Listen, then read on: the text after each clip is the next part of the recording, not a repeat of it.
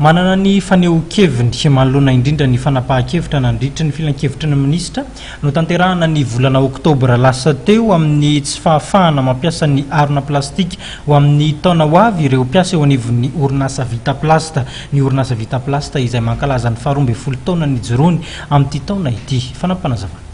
Valonjato ireo mpiasa mahazo tombotsoa mivantana eo anivon'ny orinasa vita plasta rakoatra dia mbola maro ihany koa ireo fianakaviana mandray anjara kolaka amin'ny fampidina ity orinasa ity. Ity orinasa ity izay 12 taona ny sina dia manahy mafy manoloana fanapahan-kevitra tapaka nandritra filan-kevitra ny minisitra tamin'ny volana oktobra teo. Fanapahan-kevitra mandrara ny fivarotana ny sachet plastika amin'ny taona 2020 izay fotom-piveloman'izy ireo. Nanao antsova amin'ny fitondram-panjakana moa izy ireo androany amin'ny tokony sy ny fampidiniana ka ampiatonana aloha ny fanatanterahany fanapahan-kevitra ity.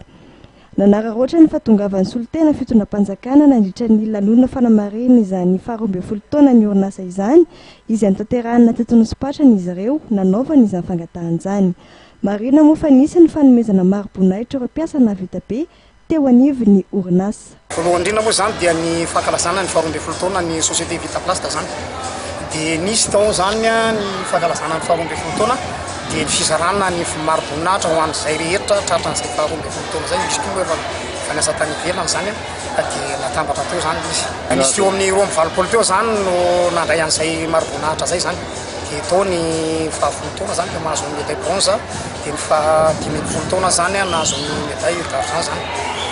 Manantena nisy ny fanapahan-kevitra mijery ny tombontsoan'ireo mpiasa avy amin'ny fanjakana moa ny mpitantana anivon'ny orinasa ity. Ny orinasa izay marina fa ny famokarana sachet plastika ny tena asa lehibe tanterahany.